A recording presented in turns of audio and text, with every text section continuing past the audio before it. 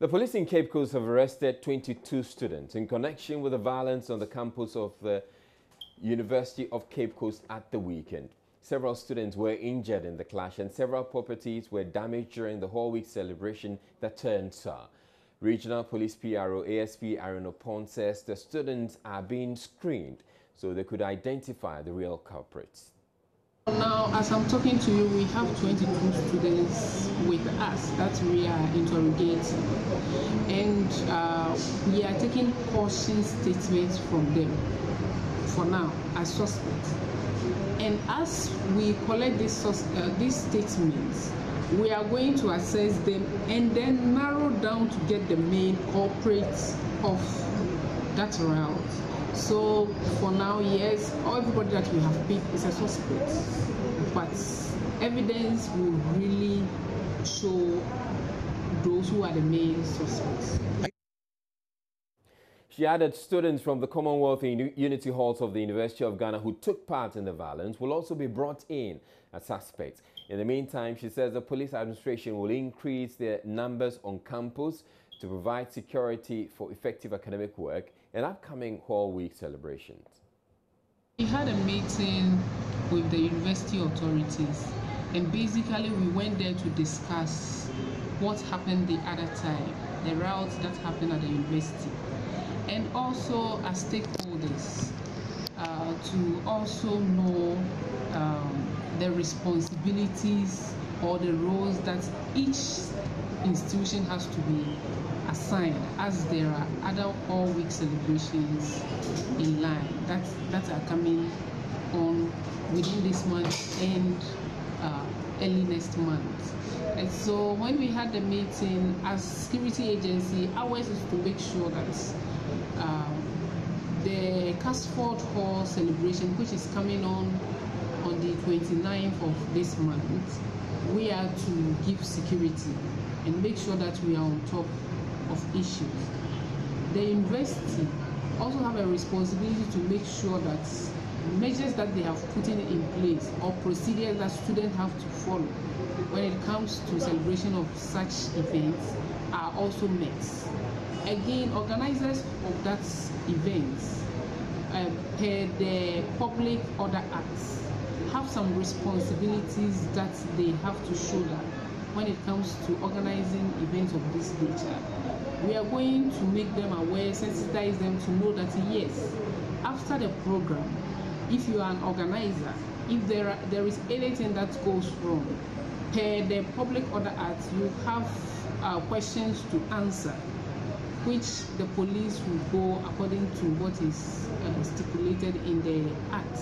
So for now, yes, we have made everybody aware of his or her duty as an institution and individuals, including our students. 3 persons who were attacked in the campus brawl are in critical condition. One of them, 18-year-old Amano Akashi, is unable to walk after he was stabbed during the clash. Joining us, Joseph Akable spent some time with him, and that's the rest of the story. It's shocking because if I can't work again, then I'll just kind of like destroy my future or something like that. So I guess you hope you'll be able to regain movement of your legs, sir. Oh, I'll work again. Very soon I'll work. It's a gradual process. I'll work again. 18-year-old Amano Akashi, confident of walking again.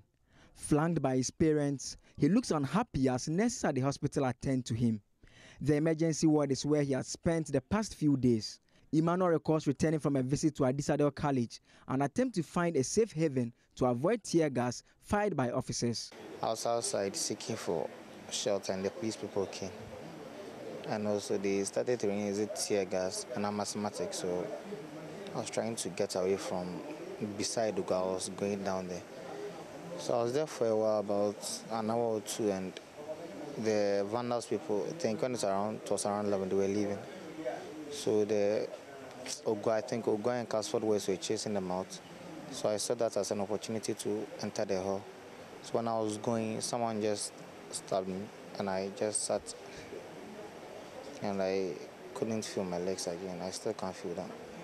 Amano may not have survived if not for the intervention of a friend who identified him as a resident of Oguaho. I didn't see the person, but the person also wanted to burn me. It's when he stabbed me, he was pouring kerosene on my legs, and I was trying to yell that, oh, I'm in Oguaho, I'm not part of them. So I think a friend of mine also came to my defense and was like, oh, I'm also in Oguaho, so they should leave me. So that's what happened. Emmanuel's father, Moses Kwashi, wants his son back on his feet. I hope he will recover. But my problem, because now actually he was not stable, but now he's stable, okay? But the problem is that paralyzation. I don't know, and I haven't seen any, for now, no doctor have tell me exactly what he's going to say. Well, it will take time to take the better. I don't know actually what really my child will be in the future, whether he will come back on his feet.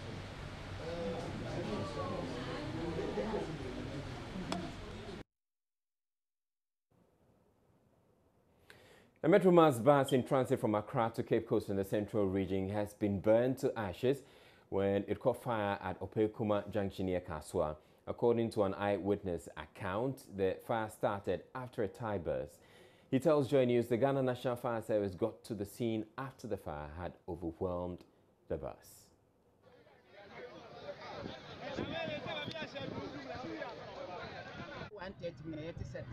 Plastic. Kaswa Cape Coast community by friend Adum City.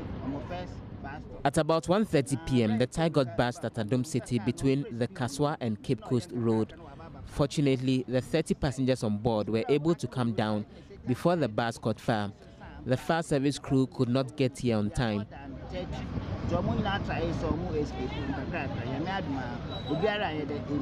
Meanwhile, the after fire service saw Mombra, and the fire service about 30 minutes. Almost Accra no more Cape Coast. Now, any passengers need be interacting. Now, much as almost a good notice of break. Some passengers say they realized the driver's brake kept failing and so alerted him to stop.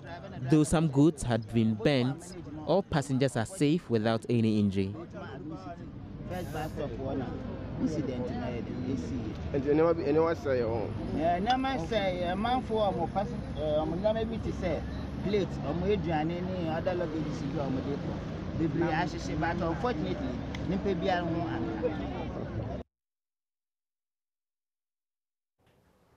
Now, victims of an accident involving an ambulance on the Techiman-Kintampo Road are responding to treatment.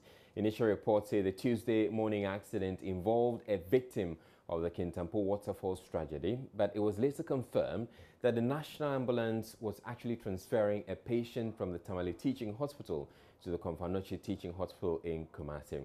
The accident reportedly occurred near Dwenewoho when the ambulance was hit at the rear by a bus after the driver had slowed down to avoid hitting a broken down truck ahead. 4 of the victims are currently responding to treatment at the Techiman Holy Family Hospital, while the patient, who is said to be in critical condition, has been moved to the Komfanochi Teaching Hospital for further treatment. A relative who was accompanying the patient has been speaking with correspondent Anasabit. All of us are injured. Can't you see my hand too? That's my injury and my knee here. Yeah.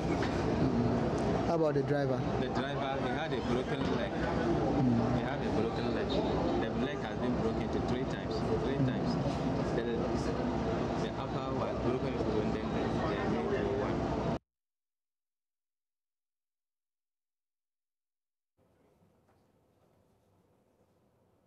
Now, moving on to other stories, the Minority Caucus in Parliament has delegated a 3-member fact-finding team to visit the tragic scene of the Kintampo Waterfalls and also sympathize with families of the bereaved. We will bring you that story later. But in other news, lawyers for embattled Mowako branch manager Jihad Chabana filed an application at the Abeka District Court asking the prosecution to furnish them with all documents they will be relying on throughout the court hearing.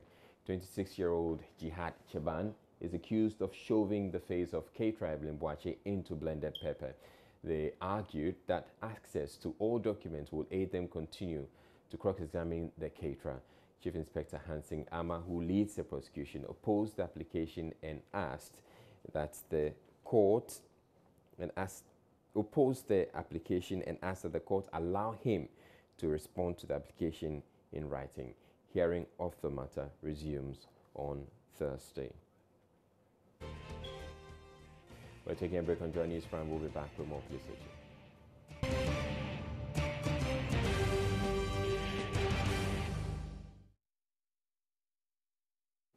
The Minority Caucus in Parliament has delegated a 3-member fact-finding team to visit the tragic scene at the Kintampo waterfalls and also sympathize with families of the bereaved. The team, made up of First Deputy Minority Whip Ahmed Ibrahim, Member of Parliament for Kintampo North, Bonde Kwasietu, and Member of Parliament for Kintampo South, Felicia J., would present a report to their leadership after the fact-finding. Nesta Kafuya-Juma was with the team at Kintampo, from where he sent the following report. The first port of call was the palace of Chiremankuma Nana Ifa Guakro, whose territory hosts the Kintampo waterfalls.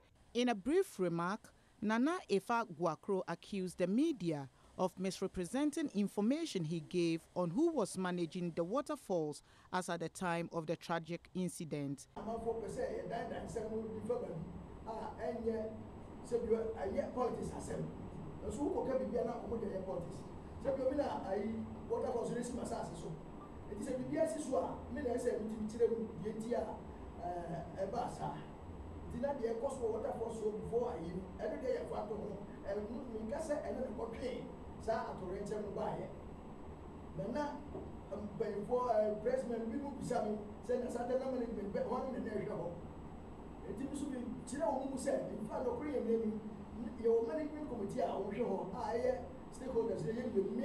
that's the national authority, any municipal assembly.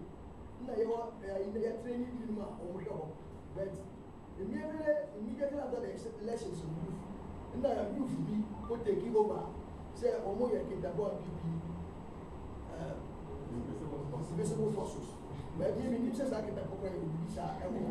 Leader of the 3-member Minority Caucus fact-finding team, Ahmed Ibrahim, assured the chief that Parliament will do a non-partisan discussion on Kintampo waterfalls after their mission. The First Deputy Minority Whip spoke to Joy News after inspecting the scene of the accident. The management of the facility and the safety measures that are put in place. Because you cannot be managing a place and all that we are doing is taking dues and taking tolls from people without investing some of the tolls and dues that we are collecting in managing the place. And 5, who are the security experts here? Do we have lifeguards in this place? Who are managing here? Do we have safety measures? And what are the safety measures and safety principles that a tourist has to abide by once you have agreed that you are visiting this place? These were the main reasons why the 3-member parliamentary minority delegation was constituted to come and have a look at this place, and that's why we are here. The team also visited survivors of the tragedy who are receiving treatment at the Kintampo Municipal Hospital to wish them speedy recovery. The team also called on some of the bereaved families at Kintampo to sympathize with them, as well as present sums of money to both survivors and the bereaved families. Nesta Kafuya-Juma's report for Joy News. Officials of the National Fire Service in Tamale have begun investigations into a fire on Tuesday night at the St. Charles Senior High School in the northern region that ravaged an entire 3-story dormitory block of the school, displacing more than 500 students. The fire started from the 3rd floor at about 9 p.m. Monday while students were attending prep. They rushed out of class in response to alarm from neighboring residents. Although the cause of the fire is yet to be established, fire service personnel's initial suspicion is illegal tampering of electrical cables. Nicholas Puku Akins is the public relations officer of the Northern Region Fire Service. Taking measures with the aim of reducing or eliminating fires from occurring. Protection, no matter the measures that you take, there are going to be some fire outbreaks, and that brings about causes of fires. What are some of the causes of fires? Carelessness by some of us, ignorance, negligence, accidents, we have a lot. Headmaster of the school, Paleka Beire, announced that first and second year students have been sent home to return on March 28, 2017 as part of measures to contain a residential crisis in the all-male secondary school. We are just strategizing as to how you will manage it until things can be normalized in quotes, because I know they will not be normalized immediately. And I will sympathize very much with the final year students who will be writing exams starting from today. Trauma can cause some people to even forget their facts. But I believe you gather courage that you have learned enough. The Ghana Education Service has meanwhile donated 100 mattresses to students remaining on campus to be used in classrooms. The Public Utilities Regulatory Commission is back in the news again. This time, it is staff of the commission who are protesting against the management and demanding a thorough audit of its account.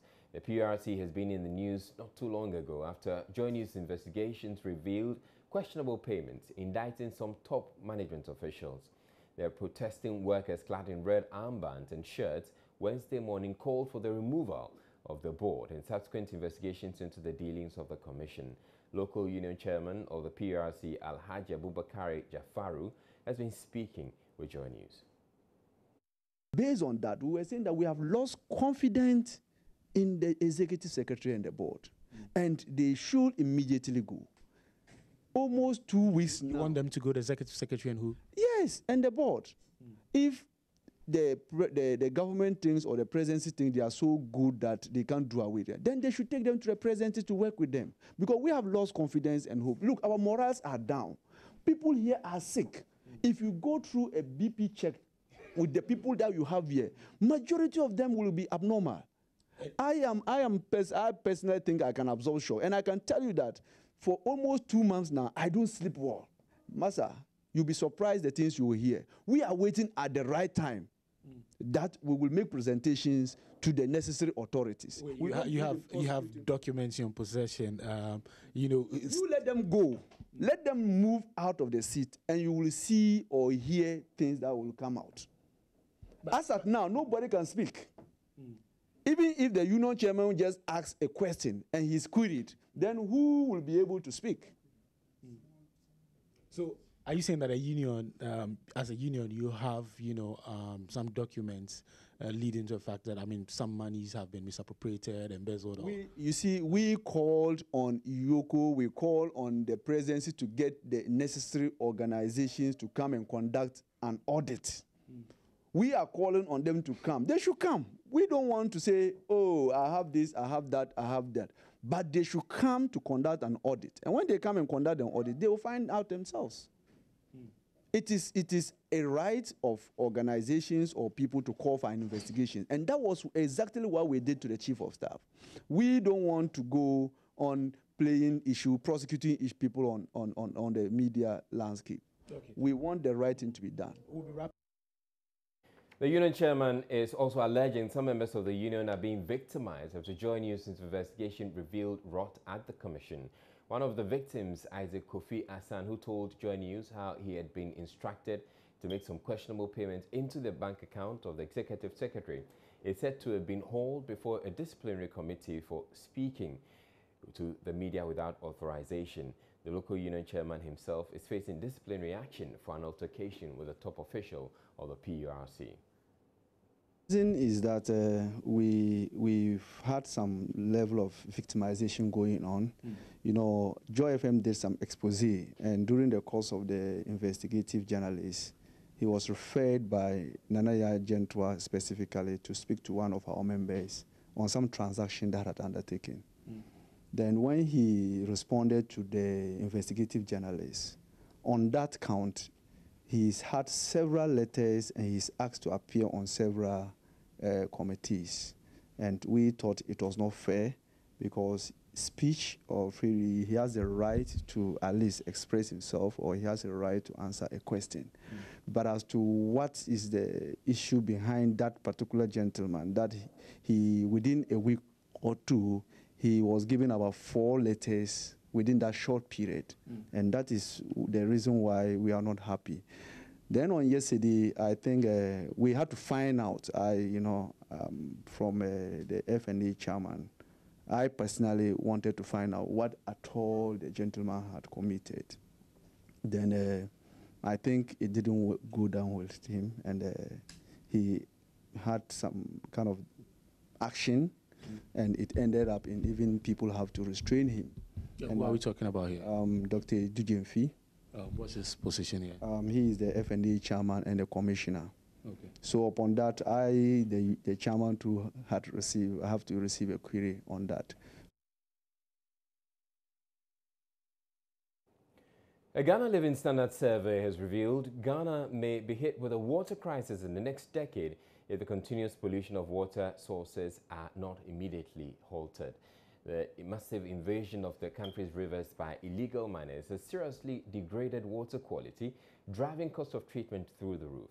And Odame reports the negative impact on the country. IMNs.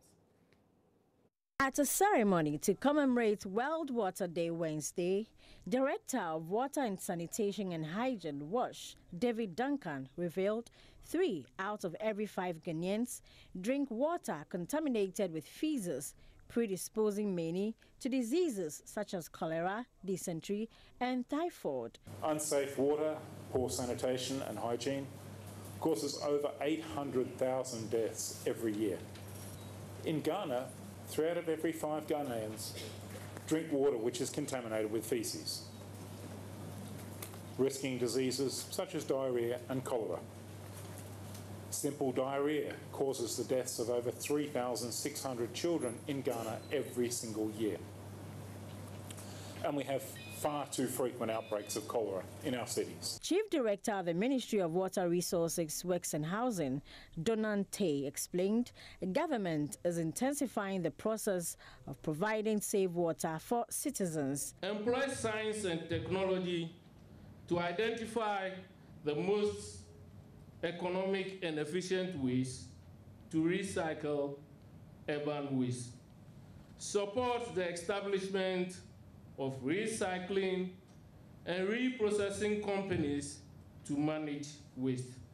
Ensure that the water and sanitation sector gets the investment that it needs to upgrade antiquated water and sanitation system, as well as undertake new systems that will address the many facets of safe water and sanitation delivery services.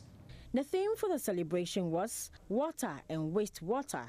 How much is Ghana investing in securing wastewater for use? Director of Water at the CSIR, Dr. Osmond Ansasari, has some responses. The more you put in more chemicals for treatment, you're at risk. Because you see, aluminum sulfate is a chemical, and that alum that they keep putting in, plenty of them. First, they used to put about 15 bags. Now, it's gone to about 70. Is it safe? Is it WHO standard? Yes, but we should not destroy it in such a way that we need a lot of chemicals to treat it. Otherwise, we'll create problems. Most of these chemicals have long-term effect, and as for you all have limits. You can take in certain small quantity at a time, and then your system will cleanse it out. But if it becomes too much, it's your goose is as good as mine. For Joy News, my name is Hannah Odame. Well, Minister of Sanitation and Water Resources, Dr. Joseph Kofi Ada, is calling on Ghanaians to be mindful of how they use water, explaining it is important we save rather than waste the utility. According to him, many Ghanaians fetch and waste potable water which could have been stored and used by others. Dr. Ada says communities benefiting from various water projects should inculcate the habit of maintenance and own such projects. The Sanitation and Water Resources Minister, Dr. Joseph Kofi Ada, made a disclosure at Sekeswa in the Upper Manya Krobot District Assembly when he commissioned a water supply system constructed by Safe Water Network and funded by the Netherlands government for the Sekeswa community. The $100,000 water project will supply 50,000 liters of water daily to Sekeswa community and its environs, whose main occupation is Gari production. The chief mentioned that since his youthful days, he has never seen running water here in Sekeswa. That means it's a dream come true. And for something this wonderful to come to them today, the day dedicated globally to water, what we call Water Day, is something that's significant, not only to Sekeswa but to all of us. Netherlands ambassador to Ghana, Mr. Ron Stricker, indicated that the Netherlands government has changed its relationship with Ghana from grants to trade. According to him, the Netherlands government has over the past 20 years contributed immensely to providing water for Ghanaians. Within that period, about 5 million Ghanaians at Cape Coast and its environs have benefited from various water projects funded by the Netherlands government. He was confident that the Ghana government will continue to expand water coverage in the country. In Ghana, we have many water projects. This is one of the projects that we are very happy to support. Our cooperation with the Safe Water Network will in the end provide 130,000 people in Ghana with clean and safe drinking water. Country Director for Safe Water Network, Charles Nimako, indicated the need for every citizen of Ghana to enjoy safe or potable drinking water. Today is a great day because everywhere you go in our country, you realize that the need of water is huge. And every time a step is taken to bring safe water to our people, we're not only quenching the thirst of the people, we're also helping to reduce diseases and improve the health outcomes of our people.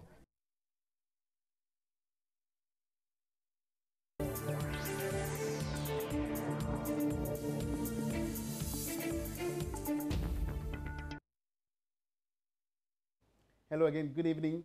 Time to do some business news. The National Insurance Commission's Compulsory Fire Insurance Enforcement Unit has embarked on a special surveillance which saw the arrest of some owners and staff of companies who have not acquired fire insurance policies.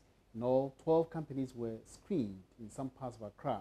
Correspondent Charles IT was with the team and has come through with this report.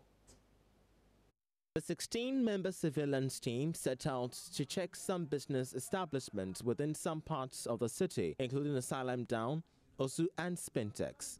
In all, 6 workers of various companies were arrested, out of which 4 of them were cleared. The team's first stop was Eco Furniture Works, where checks showed the company had no fire insurance. The compulsory insurance for commercial buildings, which falls under sections 183 and 184 of the Insurance Act of 2006, shows that 40 out of 60% of companies in the central business district of Accra do not have insurance.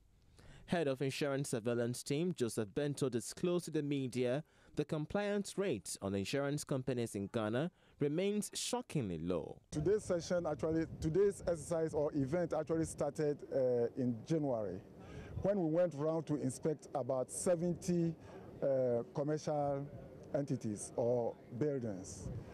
And we gave them caution letters to encourage them to comply within a week. Some of them will give them 2 weeks. In February, we went around and we realized that only few actually complied. As a result, we organized ourselves, and today we want to enforce it. We really want to go around the places that we have already gone and we have cautioned them and we have followed up. We want to go around there and see whether they have actually complied. What I have observed is that some of them have insured before, and they are just to renew, and the renewal has And so we have about 5 of them whose renewal has lapsed. And we have another, some of the majority, about 80% of them, who has not done it at all. And so it requires constant activity, enforcement activity. I also will urge the media not to harp on it just for 1 month, but probably as long as you can, to make sure that it becomes part of us. Meanwhile, the approach by the team generated some angry moments as Assemblyman for Asylum Down described it as harsh and against the rights of the business community. It is wrong. You know. What is wrong? How best do you think they could have done it? I'm thinking the approach is high. And the man just explained to me that he has already informed them 3 occasions. I said, okay, there you have it. But the approach should be a little bit sanitized. Because morning like this, people are in the office with the AK on them. You know how you feel. The surveillance team was expected to cover all 12 companies, including the Robin Hood Hotel, Casino Gold, West Afco, Yantai International, among others.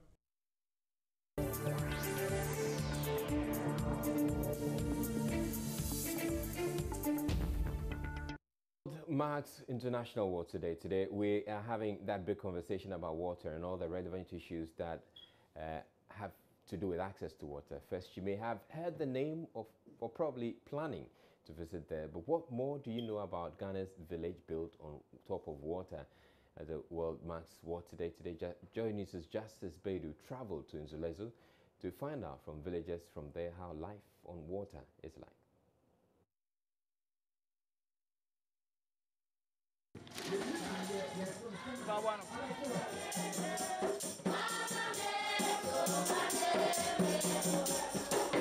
Sunday morning church, but not quite the place you'd imagine it to be.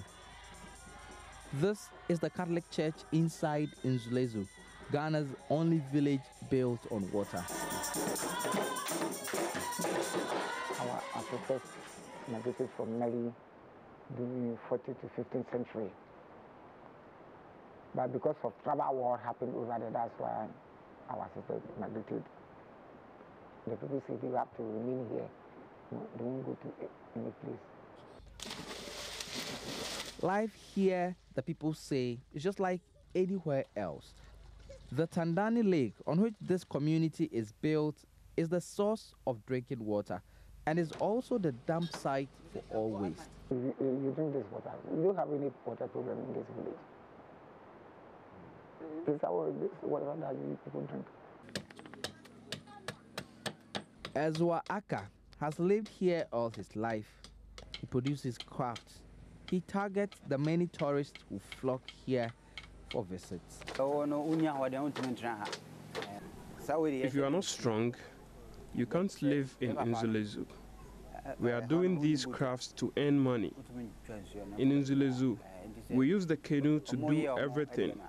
So we are designing it for sale to the visitors who come here. That's how we survive here.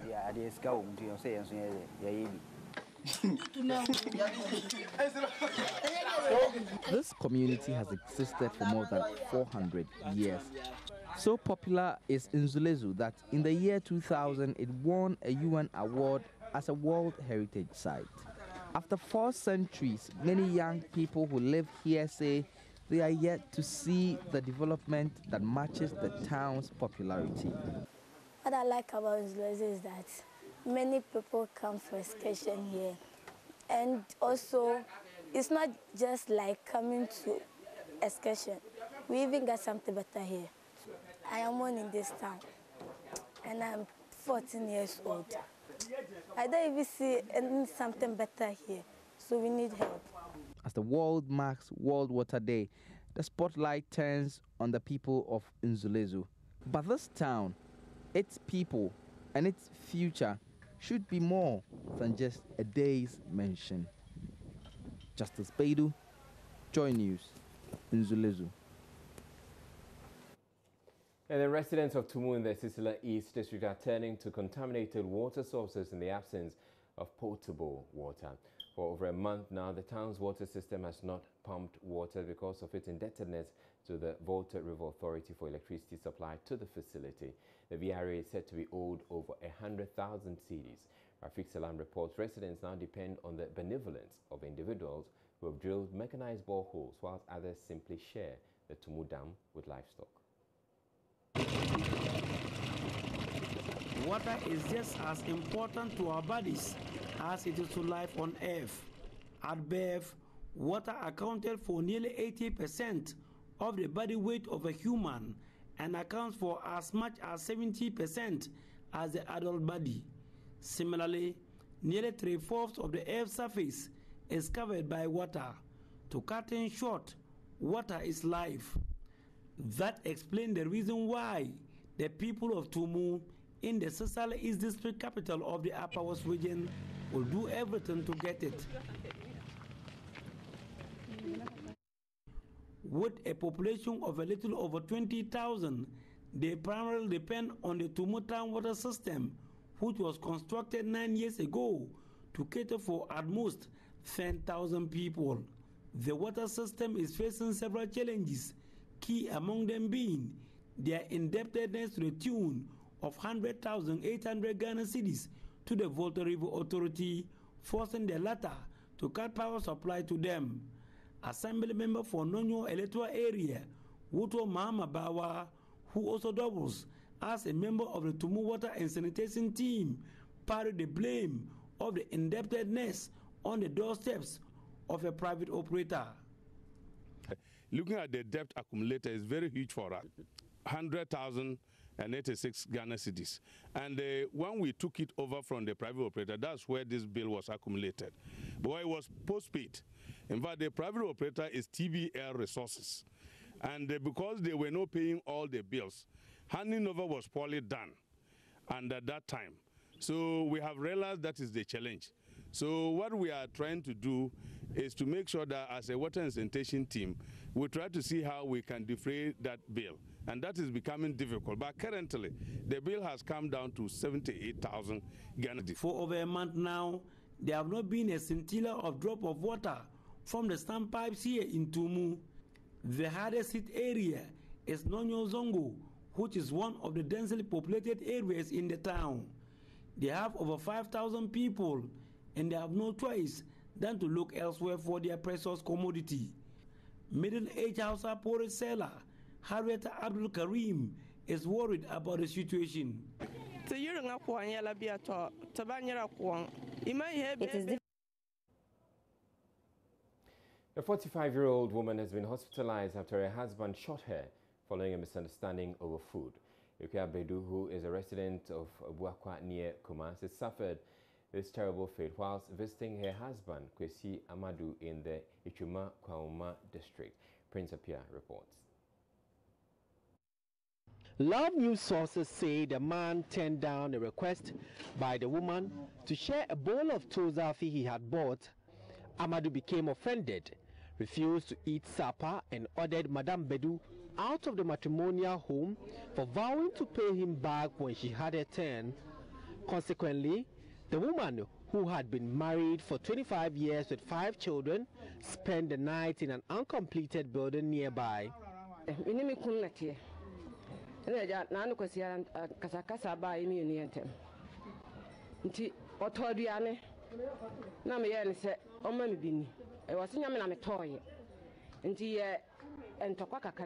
Last Sunday, my husband bought food, so I asked that I join to eat, she says. But he said to me I didn't buy the food, so he wouldn't give me.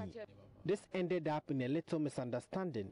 The next morning, he asked that I pack and leave. So I did as he said. After packing, he brought out a gun and asked 3 times if I will receive it or leave. So I asked why. But on the 3rd time, he shot me twice. He was drunk by then.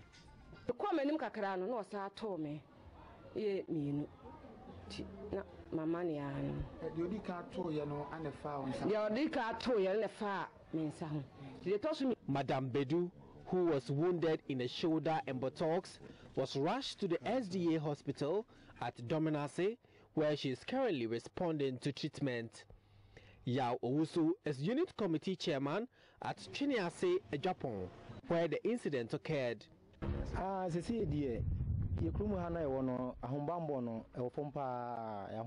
Fear has engulfed the community.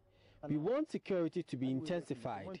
We fear he could attack another person if we go after him, because he left with a gun. The police should come to our aid.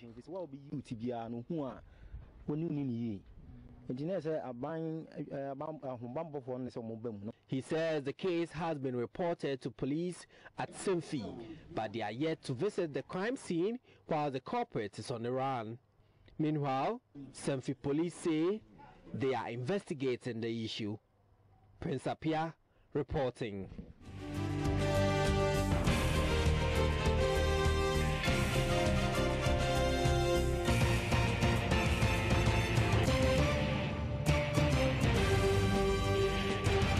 This is Joy News.